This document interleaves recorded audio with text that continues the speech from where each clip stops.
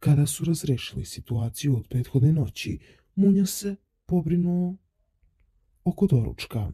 Danijel Dujgović Munjas prišao je Stefani Grujić, koja se tek probudila, te je izljubio i pružio joj utehu. Njih dvoje su porazgovarali, a po svemu sudeći su rešili da okrenu novi list i svojoj ljubavi daju novu šansu.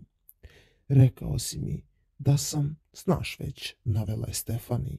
Šalio sam se, znam ja šta će da te zaboli, znaš da ja volim samo tebe i nikoga više, rekao je Munjes. Povređuješ me, nije realno da samo plačem, dodala je Grujićeva. Pa ne želim to, sinoć ti nisam ništa loše rekao, nastavio je Danijel.